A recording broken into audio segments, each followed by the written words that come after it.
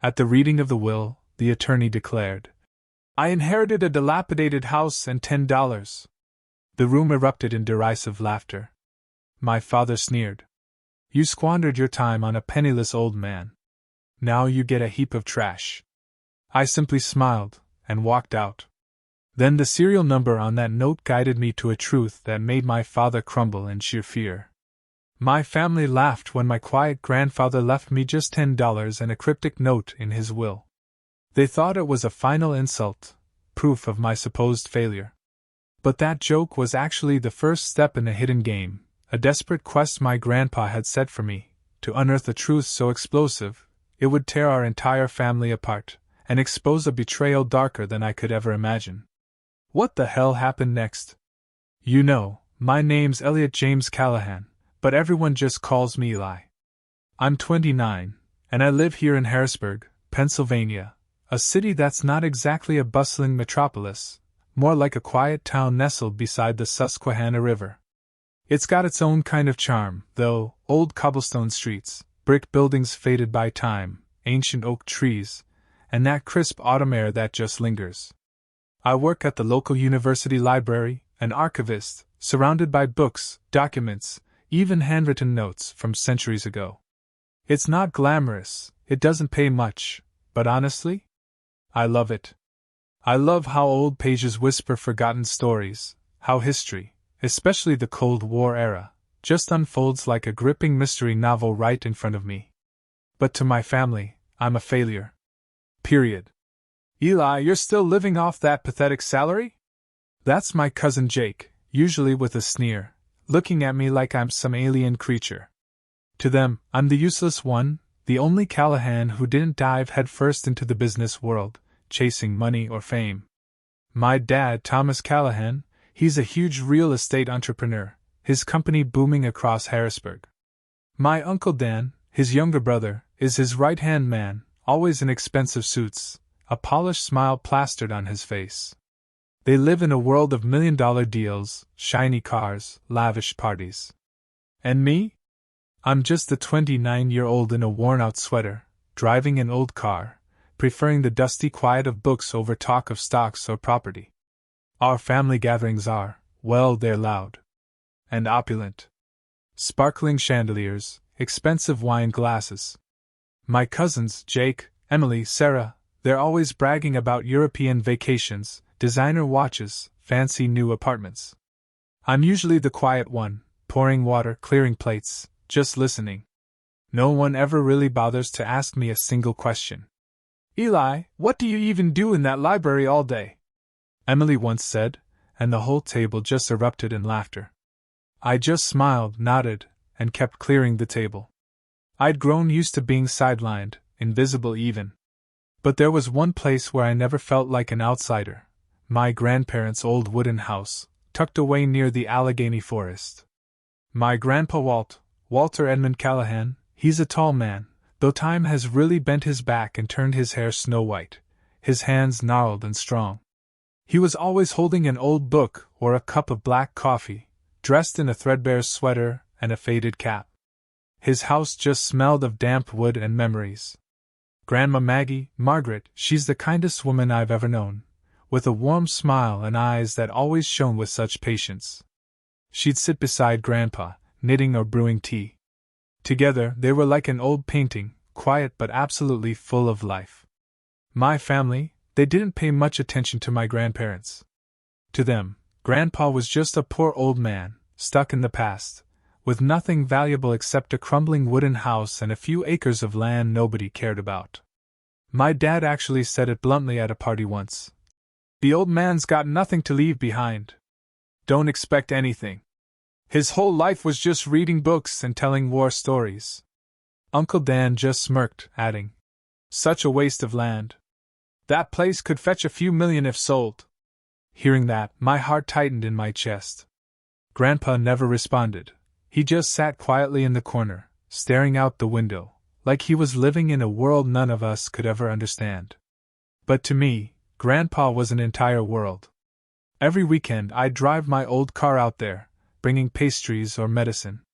I loved sitting by the fireplace, listening to him tell stories of the past, tales of war, soldiers, and secrets buried under the dust of time. His voice was low, deliberate, and every word he spoke just carved itself into my mind. He loved history, especially the Cold War. I'd bring him books from the library about the CIA, the KGB, those wild espionage operations. "Eli, do you know?" he'd say, his eyes lighting up. "This world is full of secrets. Some people live their entire lives, and no one ever knows what they did to change history." Grandma would sit nearby, smiling, chiming in. "Now, don't confuse the boy with your stories." But I knew she was only pretending to scold him. She loved the way he told stories, and so did I. Those afternoons in that old wooden house, with the crackling fire and the faint smell of baked goods, they made me feel like I belonged. I didn't need an expensive car or my family's approval. I just needed Grandpa to be healthy, Grandma to keep smiling, and their warm stories on those cold winter days. Not everyone in my family treated me coldly, though. My mom, Susan, she was the only one who never mocked me. She's a quiet woman with light brown hair, always tied up in a bun, and sad eyes. In the Callahan family, she's like a shadow, always overshadowed by my father and Uncle Dan. She never argued with Dad or spoke up when they ridiculed me, but I knew she loved me. Sometimes, when it was just the two of us, she'd hold my hand and say, "Eli, you don't have to be like them. You just have to be yourself." In those quiet moments, I felt like she was trying to protect me from a world she herself couldn't escape. Life went on like that, a quiet rhythm, until one late autumn evening when everything began to change. It was freezing that night, and I visited my grandparents as usual. Grandpa was by the fireplace, holding an old book, but his eyes, they were different. He looked at me, not with his usual gentle smile, but with a deep, searching gaze, like he was trying to read my very thoughts.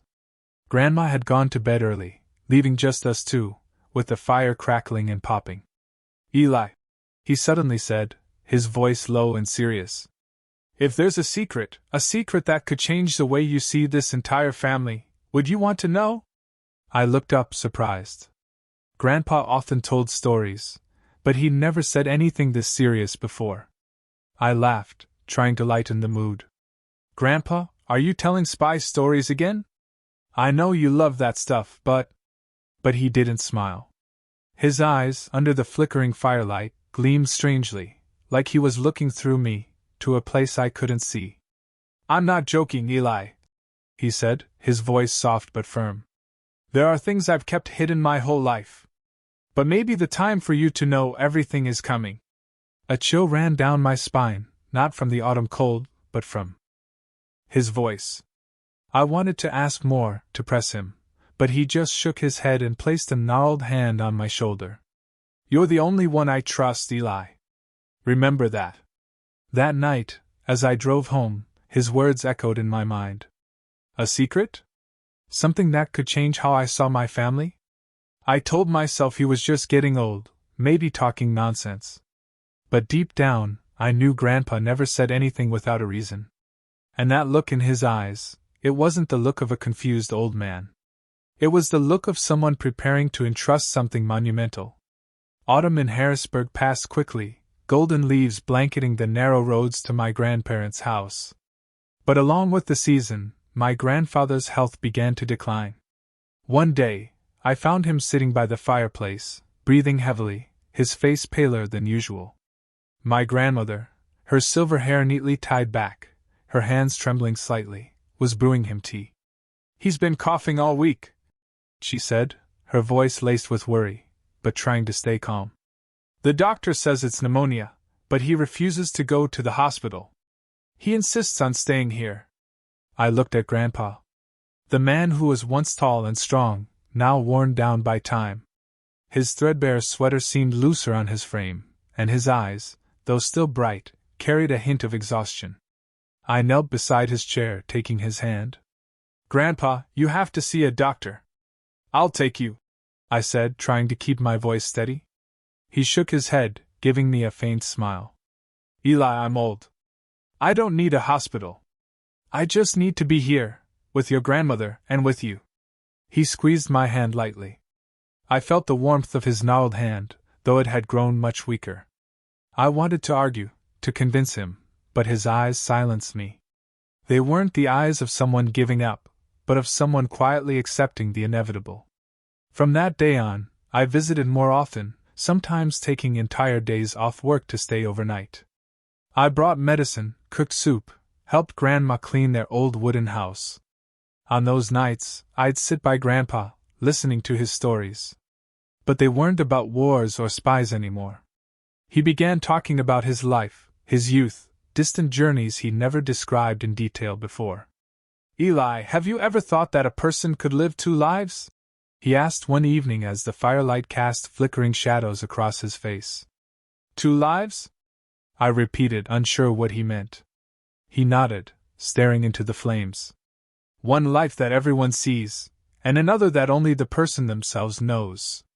Some things have to be buried deep because if they're revealed, they could destroy everything." His words sent a shiver through me. I wanted to ask more, but Grandma walked in with a tray of fresh cookies, and he shifted to talking about her baking. I smiled, but inside, his words were like a stone dropped into a still lake, creating ripples that just wouldn't stop. While I tried to care for Grandpa, the rest of my family seemed indifferent. My father, Thomas, was swamped with new real estate deals, constantly flying to New York or Chicago. Uncle Dan was always in the local papers, boasting about their company's latest downtown Harrisburg acquisition. My cousins, as usual, were caught up in their lavish parties, exotic trips, and new cars. That Thanksgiving, not one of them visited my grandparents.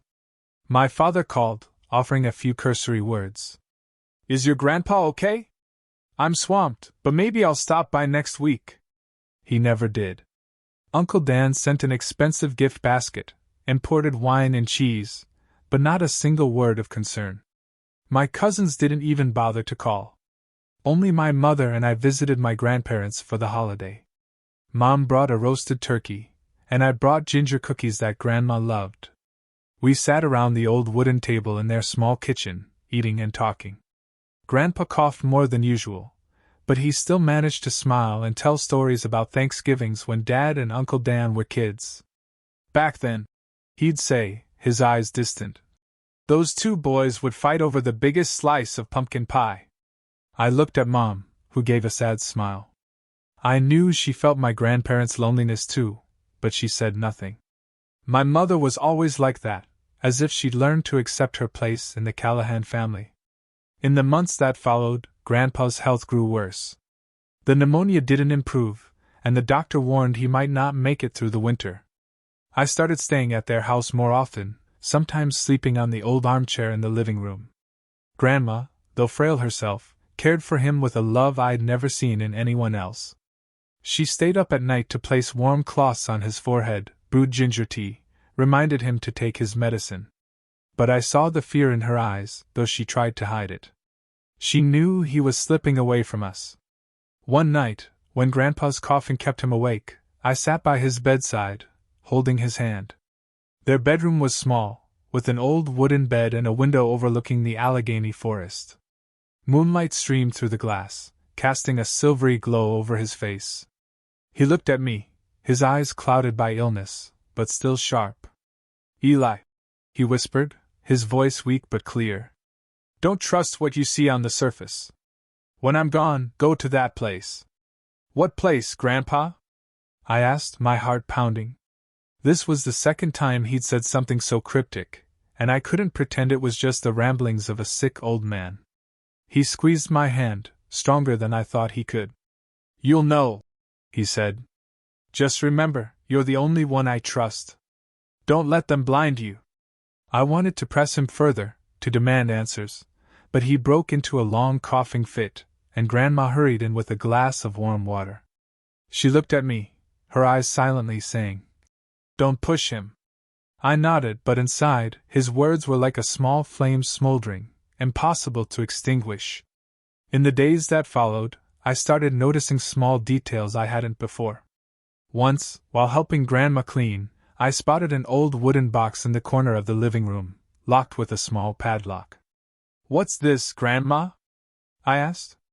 She just smiled and shook her head. "It's your grandfather's," she said. "Best to leave it alone." I didn't press further, but I couldn't forget the image of that box, its surface scratched, as if it had traveled through decades of history. Grandpa's final days passed quietly. He didn't talk much anymore, but every time I visited, he would hold my hand, as if trying to pass on some invisible strength. Grandma stayed by his side, never leaving him, though I could see she was growing more haggard. My family, as usual, remained absent. Dad called once, asked a few questions, then quickly ended the call because of an important meeting.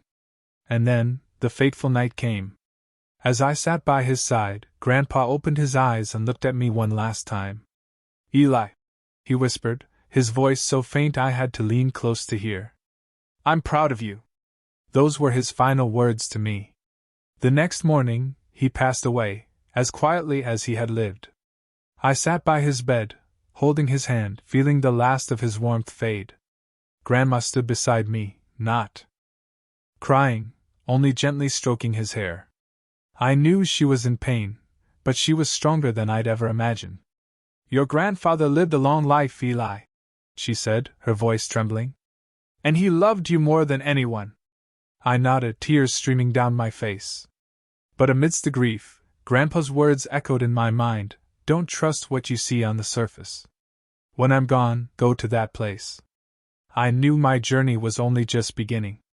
Grandfather's funeral took place on a cold, drizzly day in Harrisburg. The sky was gray, and tiny raindrops streaked down the windows of the funeral home, as if the world itself was weeping for him. The room was simply decorated, an oak coffin amidst white floral wreaths.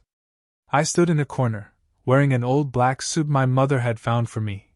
It was slightly tight at the shoulders, but I didn't care. My mind was still immersed in memories of Grandpa, his warm, low voice, his sharp eyes, those cryptic words I still couldn't decipher. As expected, my family showed up in full force. My father, Thomas Callahan, stood in the front row, his sleek black suit impeccable, his face stern but unable to hide a hint of impatience. Uncle Dan, with his neatly combed hair and expensive silk tie, stood beside him, whispering something to a stranger in a gray suit. My cousins, Jake, Emily, and Sarah, clustered in a corner, chatting and glancing at their phones. None of them seemed genuinely grieving. To them, the funeral felt like a formality, a checkpoint to be completed before returning to their busy lives. My mother stood close to me, quietly holding my hand. She wore a simple black dress, her hair neatly tied up, her eyes red but tearless. I knew she was holding back, not wanting my father or anyone else in the Callahan family to see her vulnerability. Grandma sat in the front row, right before the coffin, her frail hands clutching a handkerchief. She said nothing, only gazing at a black and white photo of Grandpa placed on the altar, a picture from his youth, showing a rare smile and vibrant eyes. I wondered what she was thinking. Did she know about that place he'd mentioned? Did she, too, carry the secrets he had kept? The funeral was brief. A priest delivered a few prayers, describing Grandpa as a simple man who loved his family and lived a full life. I wanted to stand up, to shout that he was more than just a simple man, that he was extraordinary, the one who taught me about history, honesty, and how to live rightly. But I stayed silent. I knew in this room, no one truly cared about Grandpa the way I did. After the service, the family moved to an upscale restaurant in downtown Harrisburg for the reception. I didn't want to go, but my mother convinced me. "Eli, you have to be there for Grandpa," she said. I nodded, though all I wanted was to return to the wooden house, sit by the fireplace, and remember those afternoons when he told me stories. The restaurant, chosen by my father, had glass walls overlooking the Susquehanna River and tables draped in white silk. People laughed, clinked glasses of wine, and talked about work, real estate, or upcoming vacation plans. No one mentioned Grandpa, except for a few perfunctory remarks. "He passed peacefully, didn't he?" Or, "He was old. It was his time." I sat at the end of the table, quietly eating cold soup, listening to conversations I didn't belong to. Jake was bragging about his new Tesla, while Emily showed off a designer handbag from Paris. My father and Uncle Dan discussed a new real estate project, their voices brimming with ambition. "That land is gold," Dad said, his eyes gleaming. "Just need to sort out a few issues with the city council, and we'll be rolling in it." Uncle Dan nodded, smirking. I looked at them, wondering if they truly knew how Grandpa had lived, what he thought, or what he'd left behind. Grandma didn't come to the restaurant. She said she wanted to stay at the funeral home for a while before returning to the wooden house. I wanted to stay with her, but Mom insisted I go with the family. "She needs time alone, Eli," she said. I understood, but I couldn't shake the vast emptiness in my heart. Grandpa was gone, and I felt like I was losing a part of myself. A few days after the funeral, Grandpa's lawyer, Harold Steinberg, contacted the family to announce the reading of the will. Steinberg was a middle-aged man, tall and thin, with salt and pepper hair and silver-rimmed glasses. He had a stern demeanor, his voice low and deliberate, as if every word was carefully chosen. The reading took place in his law office in downtown Harrisburg, a small but elegant room with wooden bookshelves filled with documents, and a large table in the center. The entire family gathered, this time not with the somber air of a funeral, but with an almost greedy anticipation. My father sat at the head of the table, hands clasped, his gaze sharp. Uncle Dan sat beside him, constantly checking his watch, as if he had more important things to do. Jake, Emily, and Sarah whispered to each other, giggling, as if waiting to open Christmas presents. My mother sat next to me, silent as always, her hands clasped tightly in her lap. Grandma wasn't there. She said she didn't want to hear the will, that she trusted Grandpa had done what was right. I sat in the corner of the table, feeling more out of place than ever. I didn't expect anything from the will. I knew Grandpa wasn't wealthy, at least not in the way my family defined wealth. The wooden house, a few acres of land in the suburbs, and his old books. That's all I thought he had. But deep down, I hoped he'd left me something. Not money, but a sign, an answer to the cryptic words he'd spoken. Steinberg began reading the will, his voice steady and clear. Grandpa divided his assets into small portions for his children and grandchildren. A bit of savings for Dad, Uncle Dan, and other relatives. A few keepsakes for my cousins. No one in the room seemed satisfied. "That's it," Jake muttered, loud enough for me to hear. Emily crossed her arms, pouting. My father frowned, and Uncle Dan shook his head, as if they'd expected some hidden treasure. Then Steinberg looked at me, adjusted his glasses, and continued. "To my grandson, Elliot James Callahan, I leave the old property number 1417, and $10. The room fell silent for a moment before erupting in laughter. Jake was the first to burst out, pointing at me. "Old property number 1417? What's that, a pile of moldy books?" Emily giggled, covering her mouth as if trying to hold it in. $10?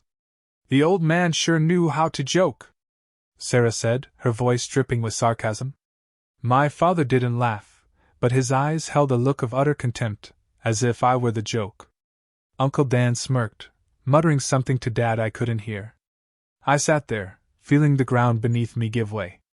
I didn't care about money, but I couldn't understand why Grandpa would leave me something so seemingly meaningless. Old property number 1417. $10.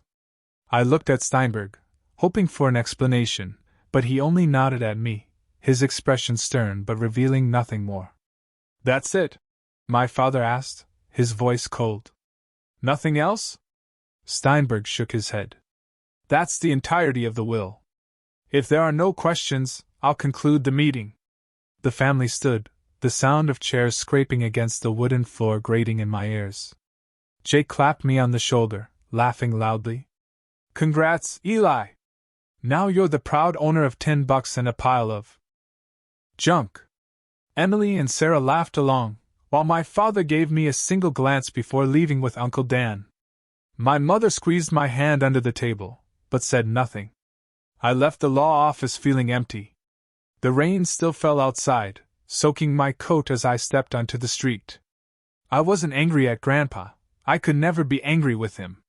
But I was confused, disappointed, and above all, I felt like I'd missed something crucial. His words, "Don't trust what you see on the surface," echoed in my mind like a puzzle without an answer. That evening, I drove to my grandparents' wooden house. Grandma was sitting by the fireplace, knitting, the firelight casting patches of light and shadow on her face. She looked at me, offering a faint smile. "Eli, why are you here so late?" I sat down beside her and recounted the will, reading, my voice heavy. "I don't care about money, Grandma, but why would he leave me something so meaningless? Old property number 1, for $10. I don't understand." She stopped knitting, placing her frail hands on mine. "Eli," she said, her voice soft but firm, "your grandfather never did anything without a reason.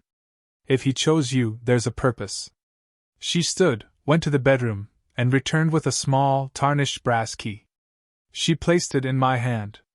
"Your grandfather once said, the answers are there.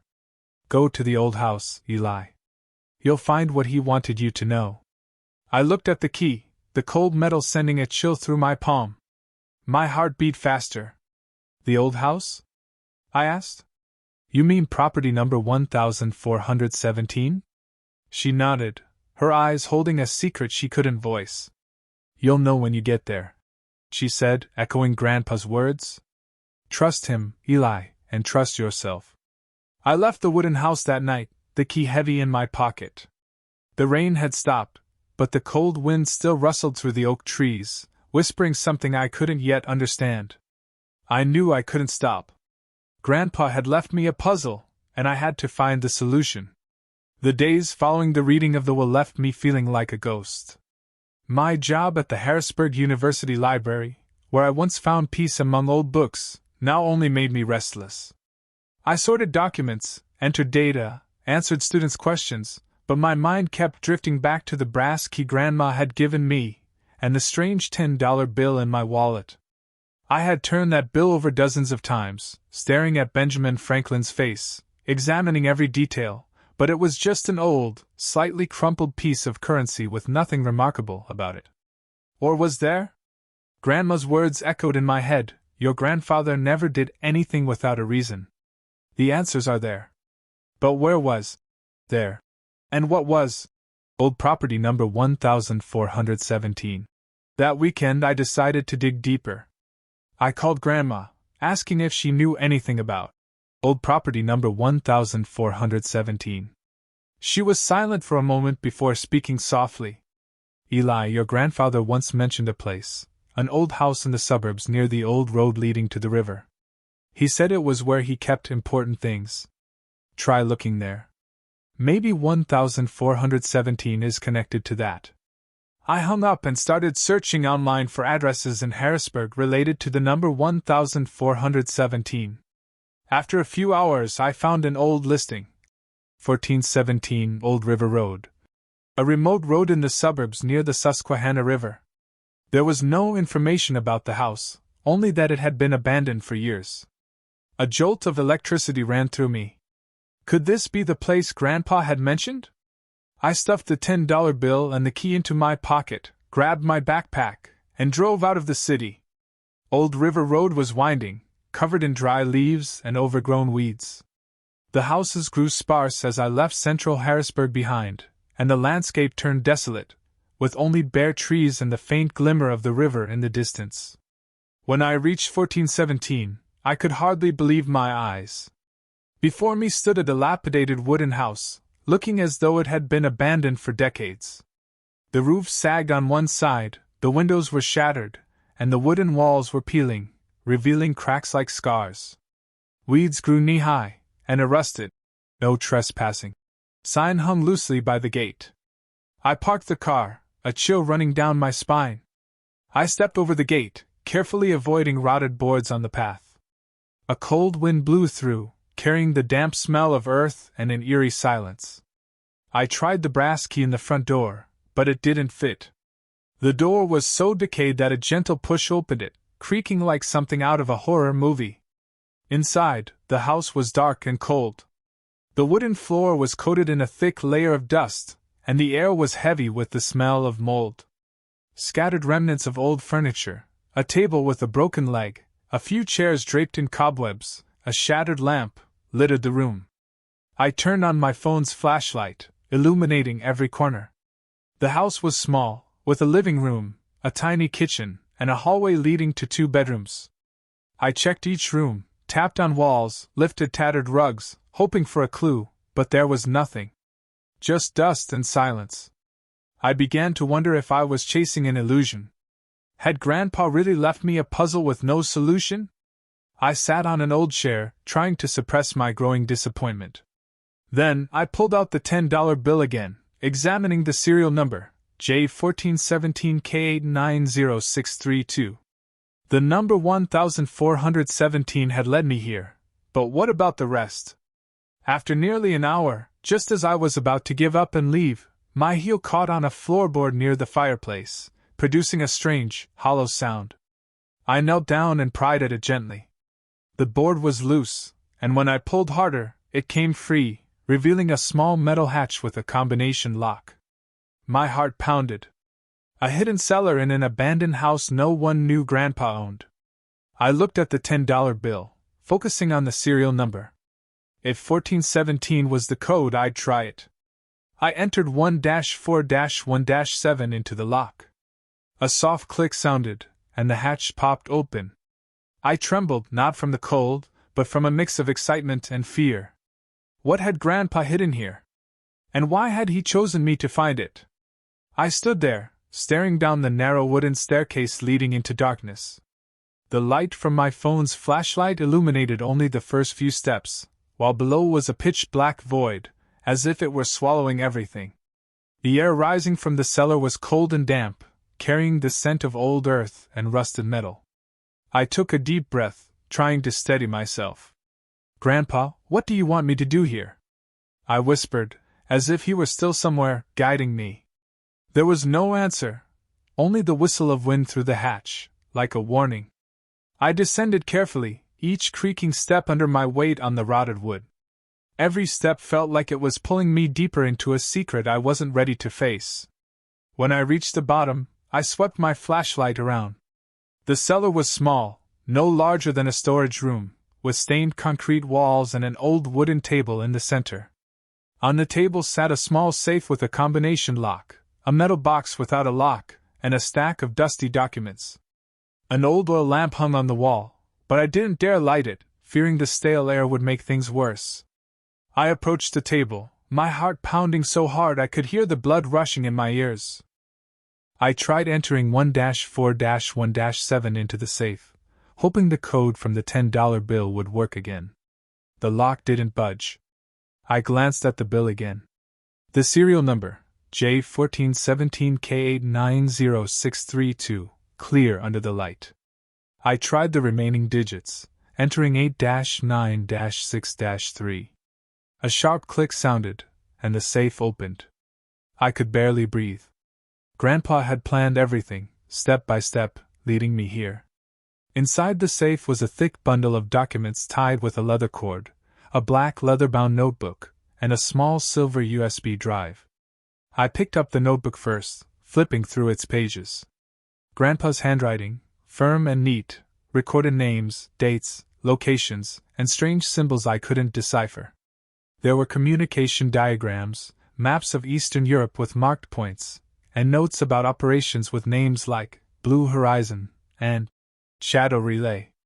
One page read clearly: Berlin, December 3, 1978. Met K at rendezvous. Defection successful. I turned the page and found a black and white photo taped inside, showing a younger grandpa in a suit, standing beside a stranger in a military uniform. A handwritten caption below read, Operation Blue Horizon. CIA. CIA. The words sent a chill right through me. I shook my head, trying to process it. Grandpa Walt, the man in a threadbare sweater, sitting by the fireplace, telling history stories, was a spy? A character from the espionage tales he used to share with me?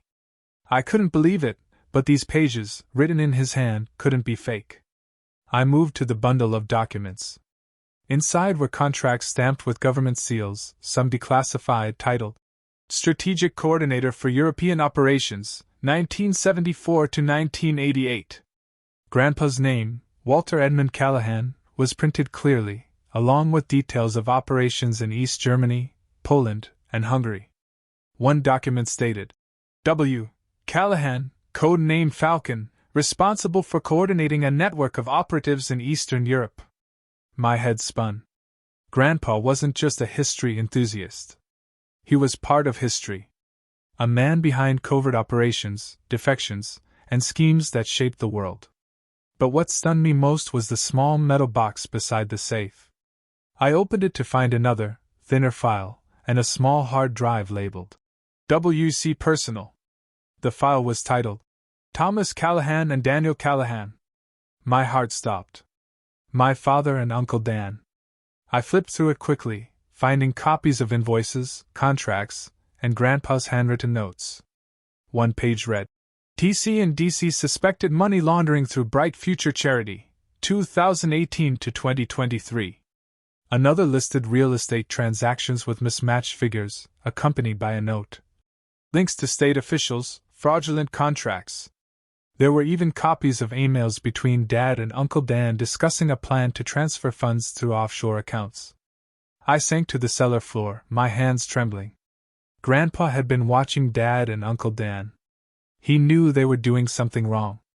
I kept flipping and found a carefully folded handwritten letter in Grandpa's script. I'd opened it and read each line. Eli, if you're reading this letter, it means you found the cellar. I'm sorry for placing this burden on your shoulders, but you're the only one I trust. I've lived 2 lives. One is the man the family knew, and one the world could never know. But the most painful thing isn't the secrets I kept from the war, but what I discovered about my 2 sons. I've been watching Thomas and Daniel for years. Ever since I suspected their company was involved in shady activities. I found evidence of money laundering, collusion with officials, and a fake charity to hide illegal profits. I wrote a report intending to send it to the authorities, but I couldn't. They're my sons, Eli. I didn't want them in prison. Didn't want the family torn apart. But I also couldn't let their crimes continue. I leave this decision to you. On the hard drive, you'll find a video I recorded, explaining everything. If you think they still have a chance to turn back, give them that chance. But if they choose the wrong path, do the right thing, Eli. Be strong, as I've always believed you could be. I'm proud of you, Grandpa Walt. Tears fell onto the paper, smudging a corner of the ink. Grandpa had carried this burden alone his entire life. He knew my father and uncle had gone astray, but he couldn't bring himself to destroy them. Instead, he passed it to me. A burden, yes, but also a profound trust. I wiped my tears and picked up the hard drive. I needed to watch that video, to hear Grandpa's voice explain it all. As I climbed the stairs, I felt like I was no longer the Eli from a few hours ago. This cellar had changed everything. Grandpa wasn't just a simple man. He was a spy, a silent hero, and he knew about my father's and uncle's crimes. But he was also a father, unable to destroy his own sons. And now, he'd entrusted that responsibility to me. I left the abandoned house at 1417 Old River Road in the dark, my backpack heavy on my shoulders. The letter, notebook, and hard drive from Grandpa were tucked inside, but they felt like stones pressing against my chest. Even so, I needed to verify what I had found. I needed someone who understood history, the Cold War, to help me comprehend who Grandpa truly was. The next morning, I drove to the university library where I worked. I knew one person who could help, Dr. Leonard Brooks, a history professor specializing in the Cold War. He was a man in his 60s with disheveled silver hair and round glasses that always slid down his nose. I had met him a few times when he came to the library for research materials, and we had talked about espionage operations, the KGB, the CIA, and the secrets of the 20th century. If anyone could make sense of the documents from the cellar, it was Dr. Brooks. I brought the leather-bound notebook and a few photos from the cellar, carefully wrapped in a cloth to avoid damage. I didn't bring all the documents, fearing that if someone discovered them, I might be in trouble. When I stepped into Dr. Brooks' office, I found him seated among stacks of books and papers, a quill pen in hand, like a scholar from a bygone era. He looked up and smiled when he saw me. "Eli, what a surprise to see you here. How can I help you?"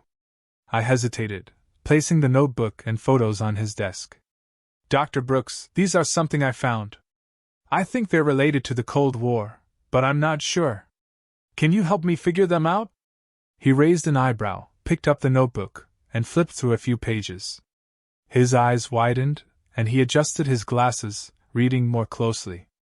"Where did you get this, Eli?" His voice suddenly turned serious. I told a condensed version of the truth, that I found it among my grandfather's belongings, that he loved history, and might have been involved in something significant. I didn't mention the CIA or my father and uncle, only sharing enough to avoid suspicion. Dr. Brooks continued flipping through the notebook, pausing at a page with coded symbols and communication diagrams. "This is standard CIA cipher," he murmured, almost to himself. He picked up a photo, the one of Grandpa in Berlin in 1978, and froze. "Do you realize what you're holding, Eli? These ciphers, the way the notes are structured, the diagrams. This isn't ordinary documentation. This is government-level material, the kind only someone with high clearance would have access to." I swallowed hard, my heart racing. "What do you mean?" He looked at me, his gaze sharp.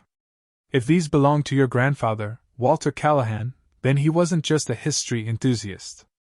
He could have been a major figure, a very major figure in intelligence operations. There's a note here." He pointed to the photo. "About a covert operative who disappeared in 1978. If your grandfather was involved in this, he could have been a coordinator, or even a regional commander."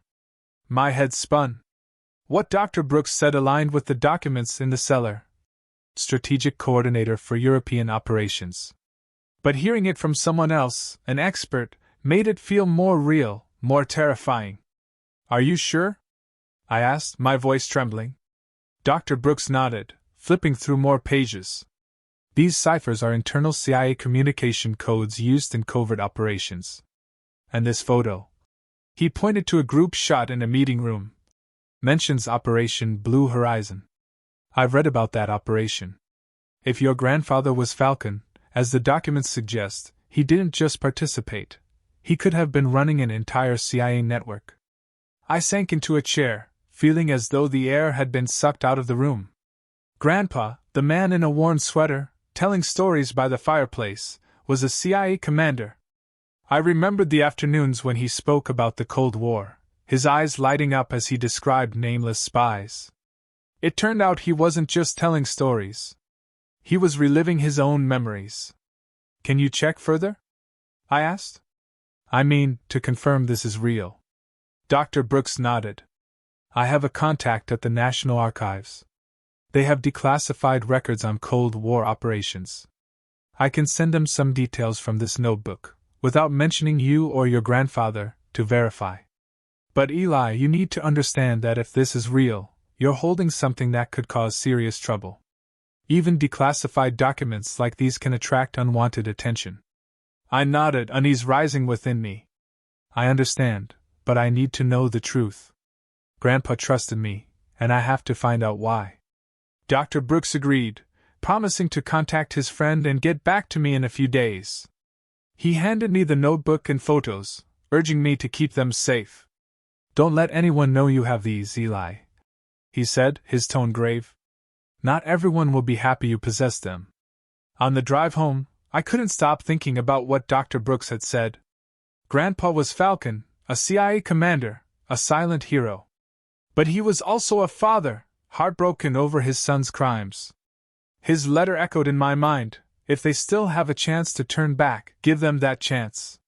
But if they choose to continue their crimes, I leave the decision to you. The weight of that responsibility felt heavier than ever.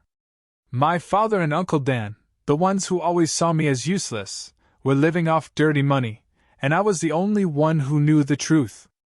I got home, locked the door carefully, and hid the backpack in a concealed corner of my closet. I didn't dare let anyone see these documents. Not my mother, not Grandma, and certainly not Dad or Uncle Dan. But I knew I couldn't stop.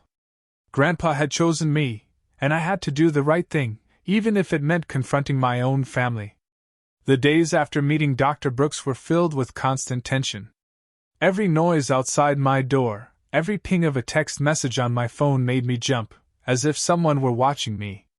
The documents from the cellar, the notebook, the letter, the hard drive, felt like ticking time bombs, waiting for me to decide what to do with them. Dr. Brooks had promised to verify the information about Grandpa's past. But he had also warned me. These things could cause big trouble. Eli, be careful. I knew he was right, but I couldn't just sit still and pretend nothing had happened.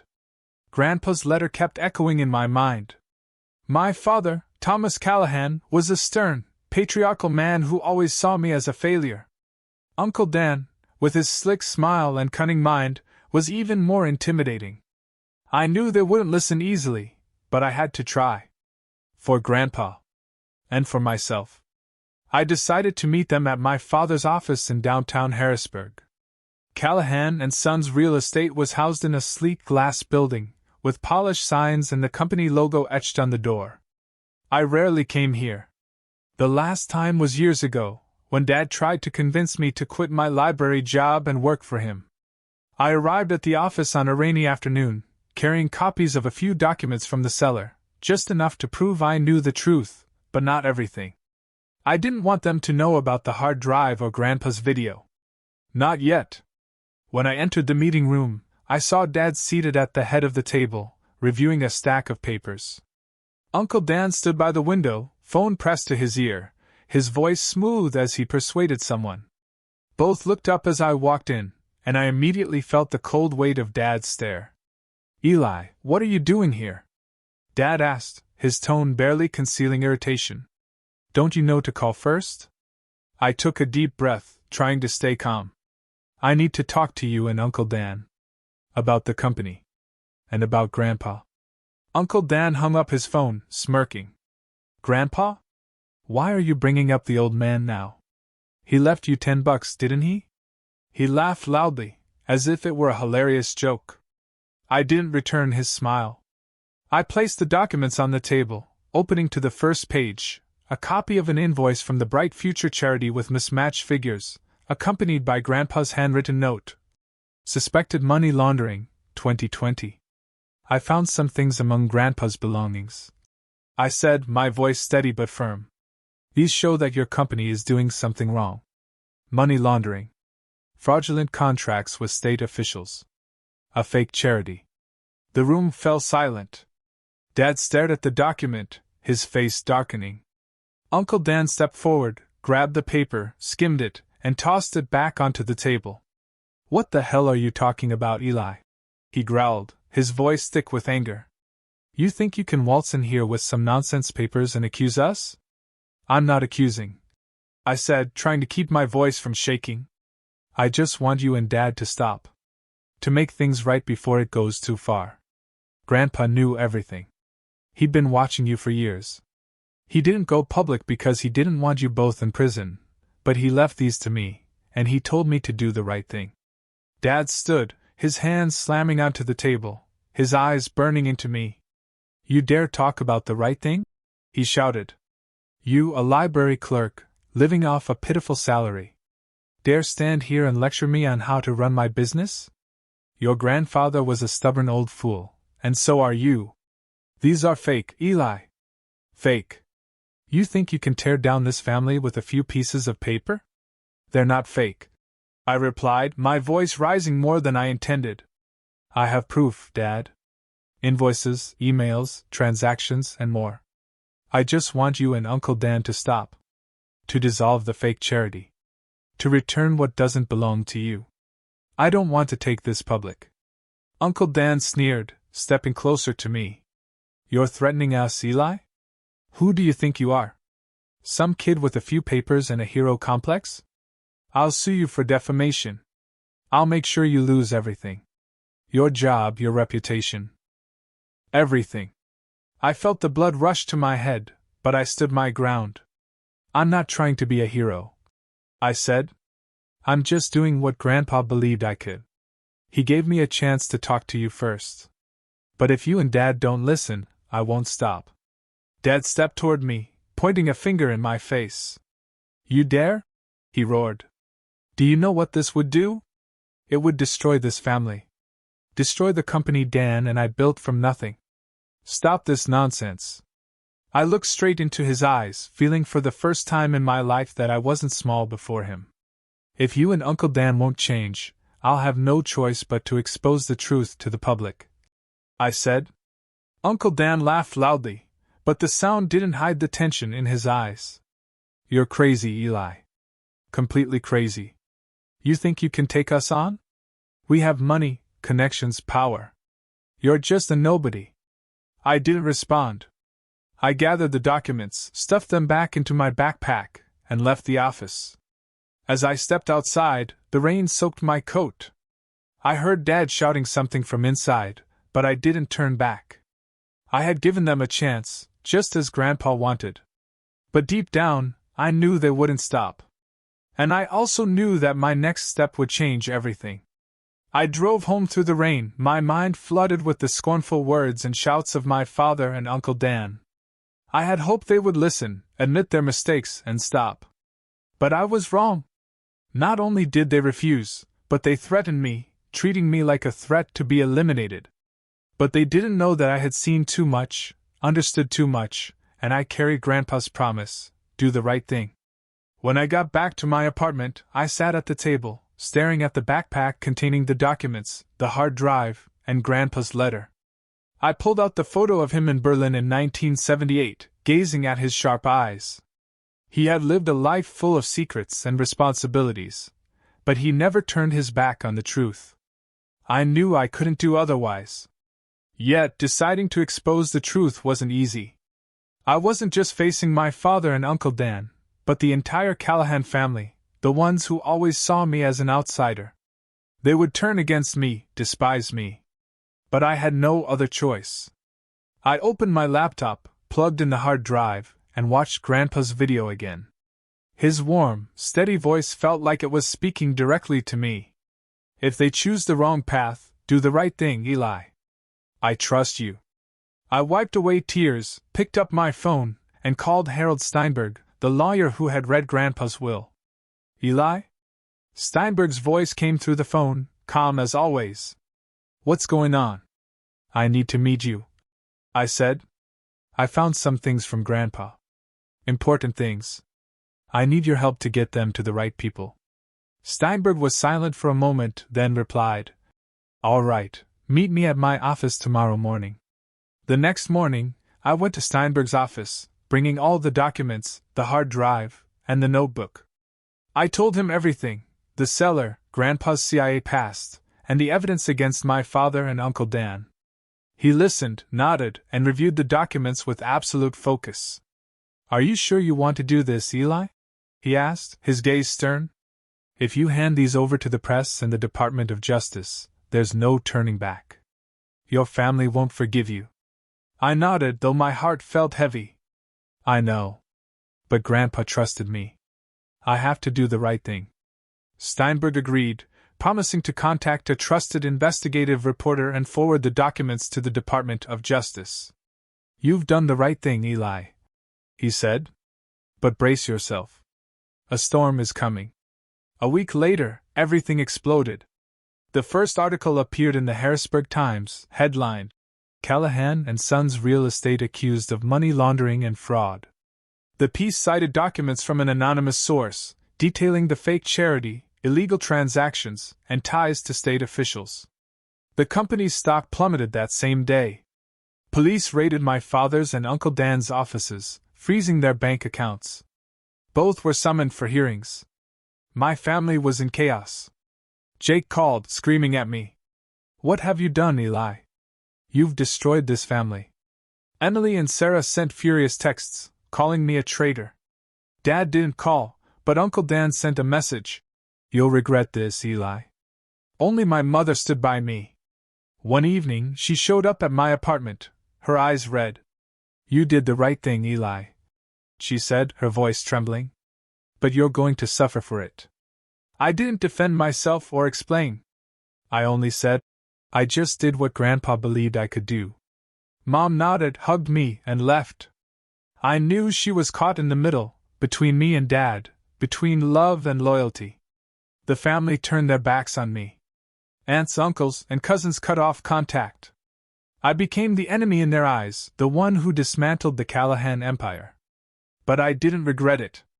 Every time I looked at Grandpa's photo, I felt him beside me, smiling. The weeks following the article's publication engulfed Harrisburg in a media storm. Television, newspapers, and social media buzzed incessantly about the Callahan and Sons scandal. Images of my father and Uncle Dan appeared everywhere, on evening news, in investigative reports, even in the angry status updates of local residents.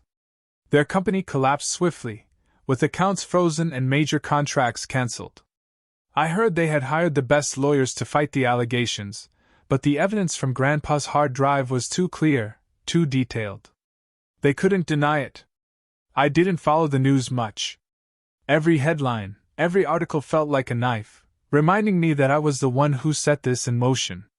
Not because I wanted to destroy my family, but because I wanted to do what Grandpa believed I could.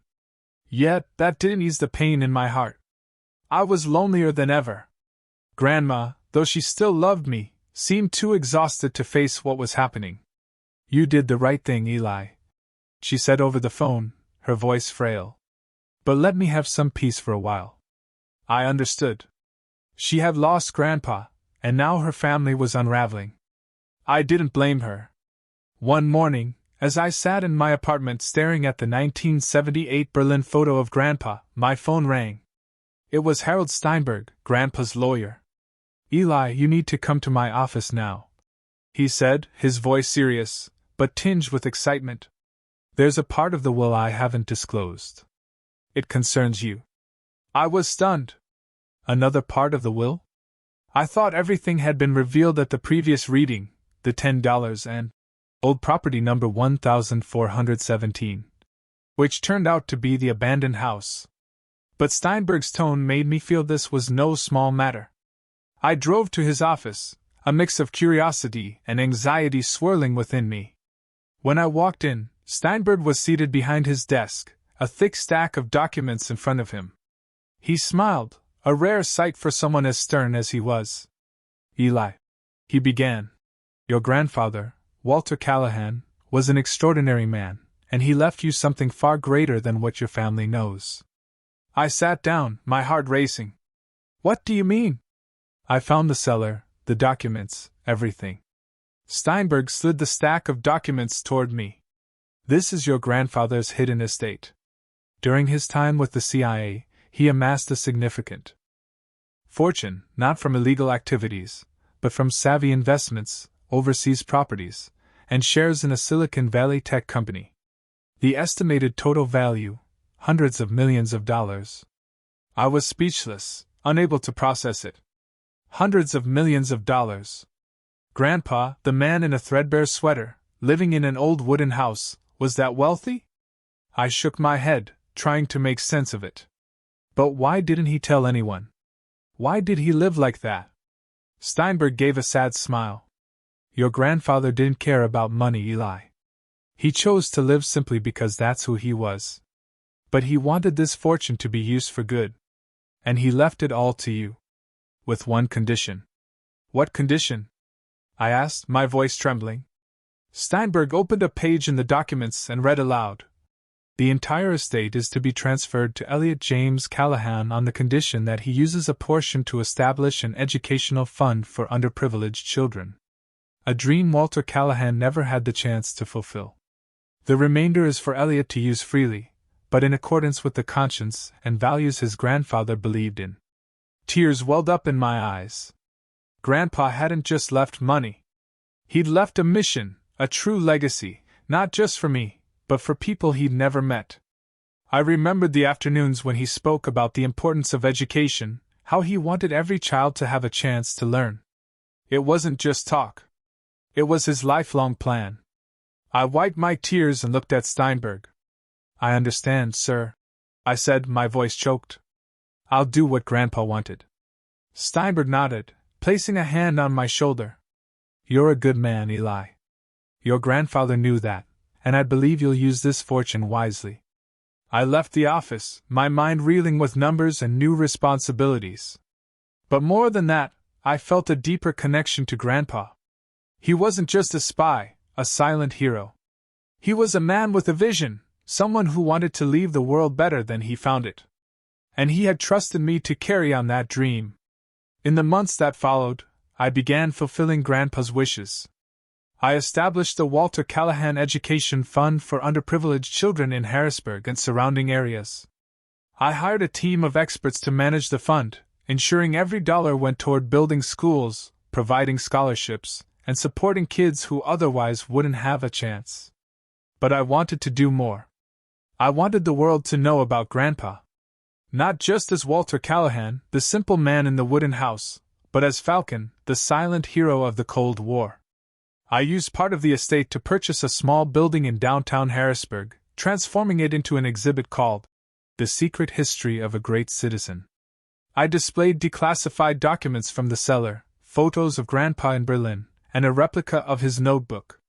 I didn't reveal sensitive details, but it was enough to show people how extraordinary his life had been.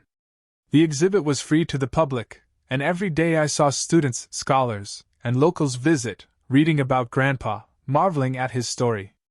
A year later, I took Grandma for a walk in the park near the exhibit.